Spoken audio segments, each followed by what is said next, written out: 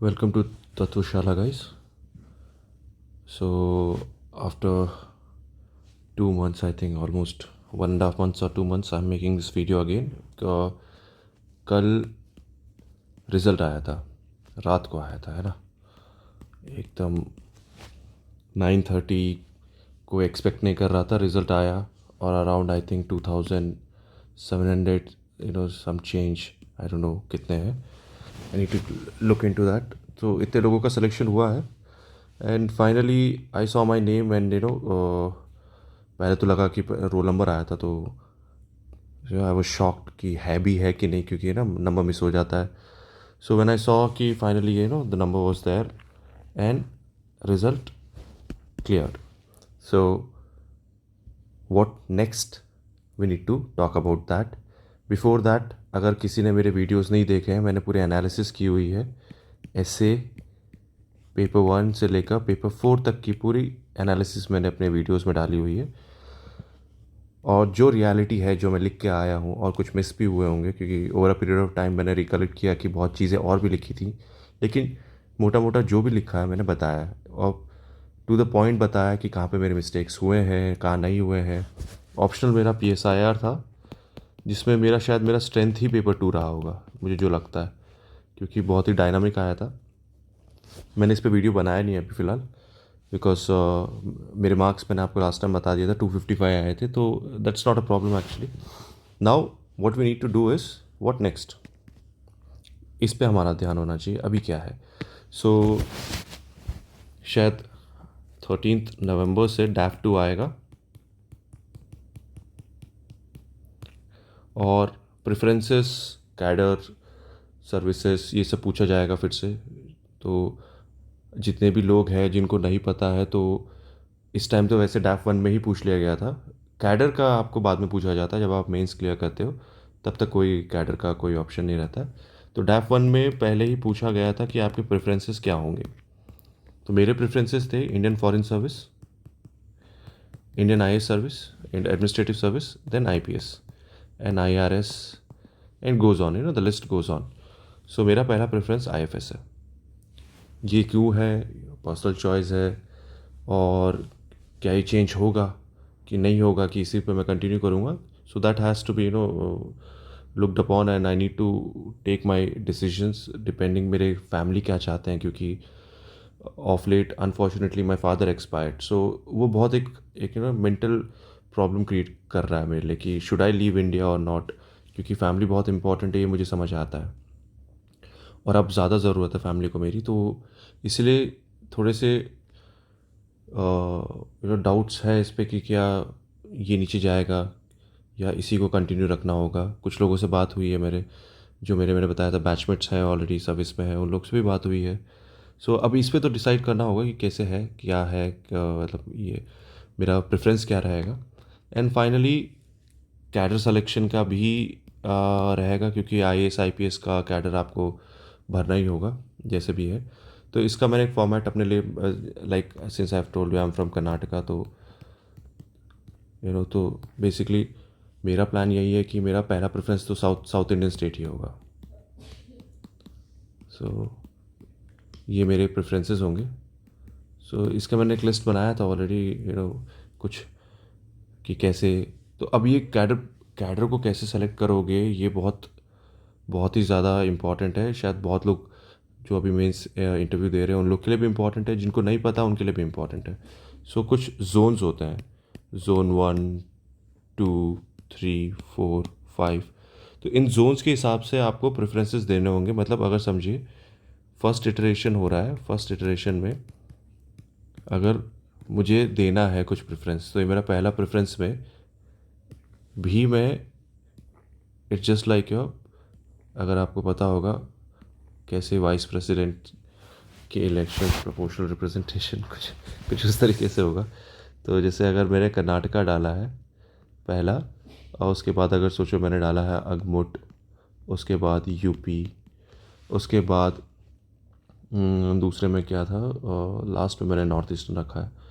सो एक और central state ये हो गया. हाँ, उस तरफ समझ लो, मतलब ईस्टर्न में मैंने आसाम डाला है, और लास्ट में मैंने सिक्किम या समझ लो कुछ और डाला है, शायद आसाम नहीं आएगा, आसाम यहाँ आएगा, आई don't no. This one more है ना, यहाँ पे कौन सा स्टेट बचा है, आई नीड टू चेक। अब ये सेलेक्शन ये कैसे होता है, आप ये जो आप इटरेशन दे रहे हो, सेकेंड इटरेशन, थर्ड इटरेशन, आपका जो चॉइस है सारे जोन में से एक एक उठा के देना पड़ेगा आपको पहले तो। कि मैं जैसे मैंने सेट जोन 5 में से कर्नाटका है, जोन 2 में से अकमुट होगा, जोन जो भी है 1 2 3 4 5 जितने भी जोन है उनका लिस्ट ऐसे इटरेशन और 7th इटरेशन तक जाएगा। अब ये 7th तक जब जाएगा तो मतलब सिलेक्शन कैसे होगा, तो समझिए अगर रैंक अच्छी आती है तो अगर कर्नाटका में इनसाइड आउटसाइड रेशियो देखा जाएगा, अगर उसमें इनसाइड रेशियो है अवेलेबल है तो मुझे कर्नाटका मिल जाएगा। अगर सोचो सारे कितने कितने सारे इसमें परम्यूटेशन एंड कॉम्बिनेशन आता है, एक तो रैंक, उसके बाद inside outside ratio, insider and no sorry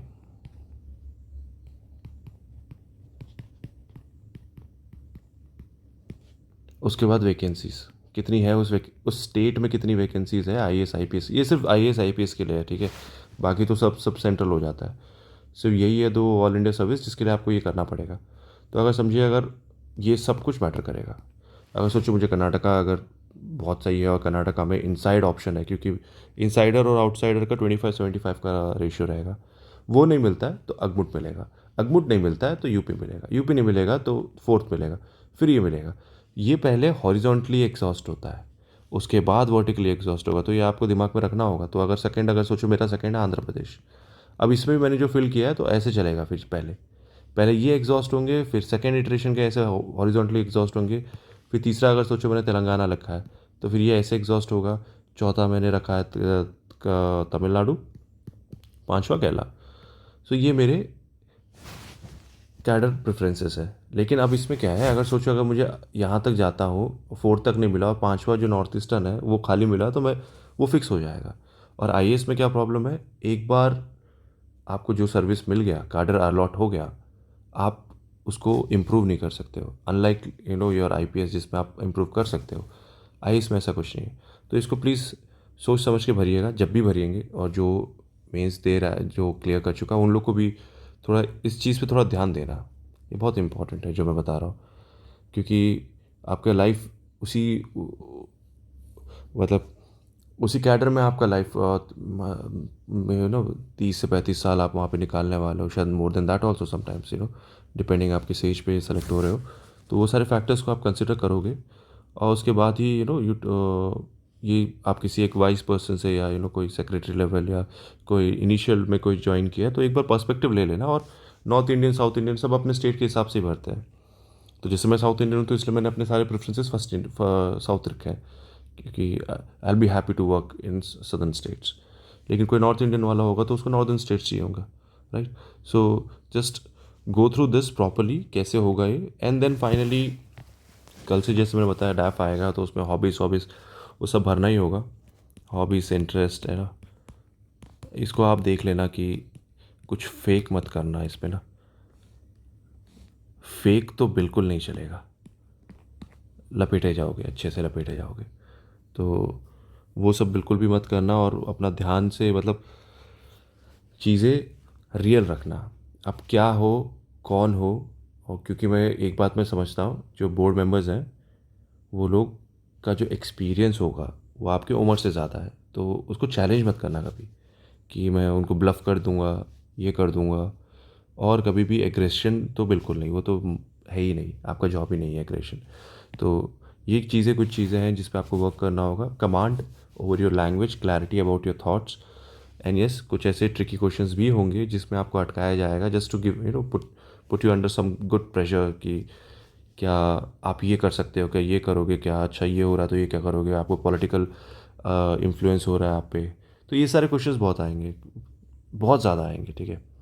जिसको मैं कभी कभी हाइपोथेटिकल सिचुएशंस भी बोलता हूँ, कभी रियलिटी से भी टच होते हैं। जैसे अगर आईपीएस से रिलेटेड बहुत सारे क्वेश्चंस हैं, आईएएस से भी रिलेटेड बहुत सारे क्वेश्चंस आ सकते हैं। फॉरेन सर्विस है तो मेरे को तो 100% पता है कि ट्रम्प के policies, Russian policies, Chinese policy, Indian policies, export import, इन सब पे क्वेश्चंस आने ही आने हैं। 100% आने, maritime security, Indo Pacific ocean के इनिशिएटिव सारे आने उसी के अराउंड रिवॉल्व होंगे, और डैफ से रिलेटेड कि आपने डैफ में आपके बारे में क्या है, इसको अच्छे से प्रिपेयर करना होगा आपको। सो इतना भी कोई मतलब टफ है नहीं चीज़ें, लेकिन यस, मेन ये है कि आपका नॉलेज नहीं चेक किया जा रहा है, आपकी personality. It's a personality test ना, लिखा ही गया है कि it's an personality test. So basically आपका पर्सनैलिटी चेक किया जा रहा है। अब पर्सनैलिटी डजंट मीन कि आप how do you look, okay, कि हाँ हैंडसम दिख रहा है एकदम जॉन इब्राहिम की तरह, ये सब नहीं है। So personality mean something else. तो थोड़ा इस पर गूगल कर लेना, what does it mean and what are they looking for, क्योंकि all India services plus civil services, अब मैं जो इसकी बात कर रहा हूँ, ये ब्यूरोक्रेसी है, ये ना स्टील फ्रेम जो बोलते हैं, ये इंडिया का जो हर चीज़ को संभालने वाले यही है।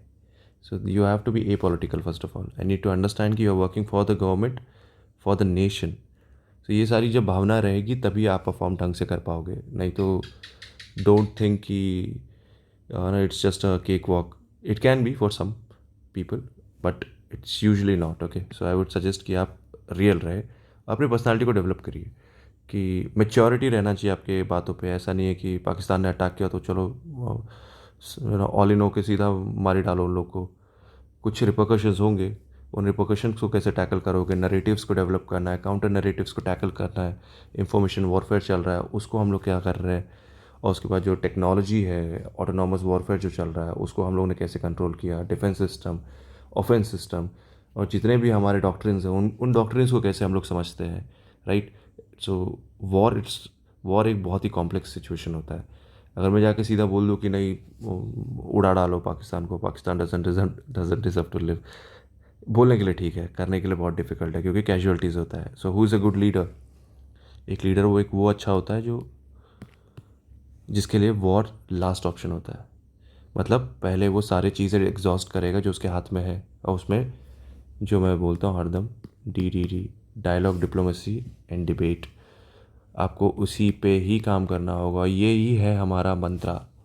जो ऑनरेबल प्राइम मिनिस्टर को आप सुनोगे तो यही बोलेंगे वो, कि पीसफुल को एग्जिस्टेंस रह सकता है if you work on this.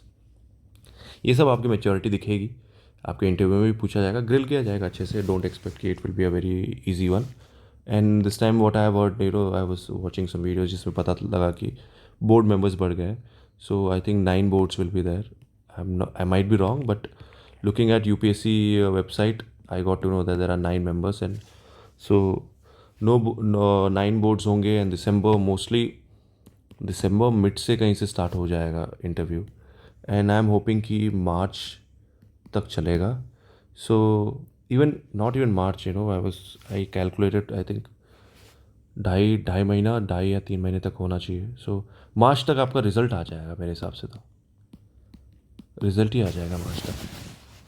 So which is a good sign actually, क्योंकि आप प्रोसेस को बहुत जल्दी कर रहे हो कि लोगों को टाइम मिल जाता है, टू, क्योंकि बहुत लोग शॉक में भी होंगे ना। आप ये बात समझ लीजिए कि 2, 7, 8, 9 जितने भी लोग हैं, आई don't know the numbers exactly right now, उसमें से सिर्फ 1087 ही सेलेक्ट होने वाले हैं।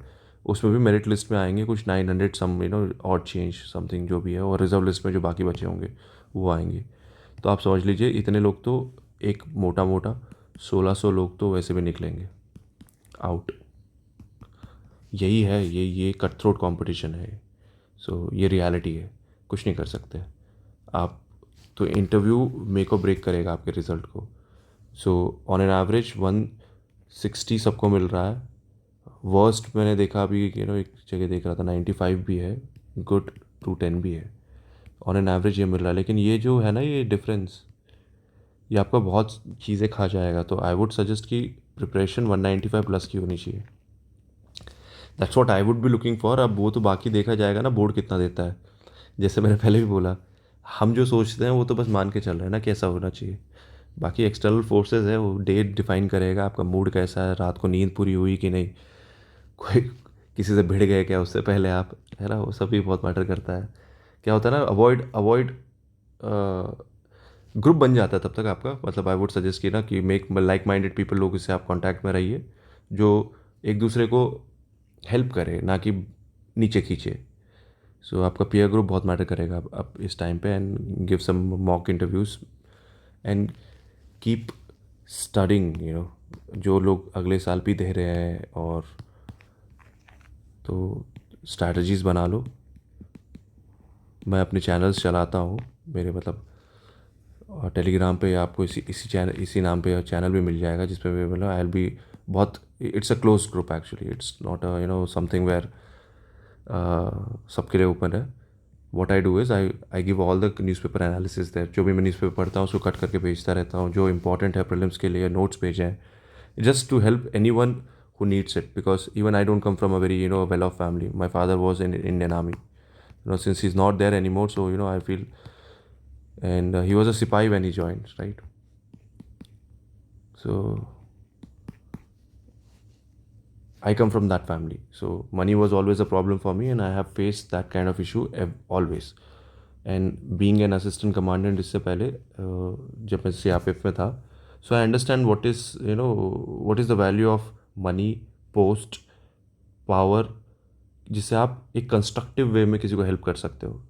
सो in this channel I will be providing everything. ऐसा नहीं है कि इसमें मतलब I, if you need to take any help you can always approach me, but let's see finally, let's get back to the topic, interview.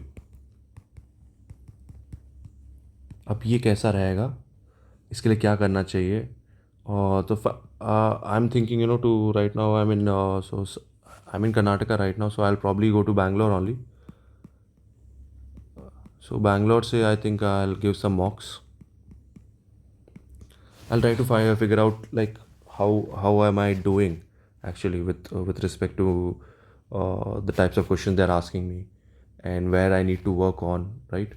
So ये सब पे मुझे काम करना होगा. I think I'll give probably 4 to 5 mocks in this file, and let's hope dates कब आते हैं ये सब मैटर करेगा कि आपके dates कब है, और फिर UPSC का टाइम वो जब भी आएगा तो देखना पड़ेगा. And finally if I am good to go, हो जाएगा इंटरव्यू में क्या कोई प्रॉब्लम नहीं होता है, आपको फेल तो नहीं करता है कोई, मार्क्स देगा. बस ये है कि वो मार्क्स अच्छे आए तो आपके रैंक इम्प्रूव होगा, नहीं तो आप लिस्ट से बाहर भी हो जाओगे. ये दोनों में से एक होता है. रैंक इम्प्रूव होगा, आपको जो चाहिए, डिज़ायर कर रहे हो कि मुझे ये चाहिए, वो मिल सकता है, नहीं तो आप नीचे गिर जाओगे एंड अगेन इसी सर्कल में पड़े रहोगे. So don't take this interview at all, lightly तो लेना ही नहीं है इस इंटरव्यू को.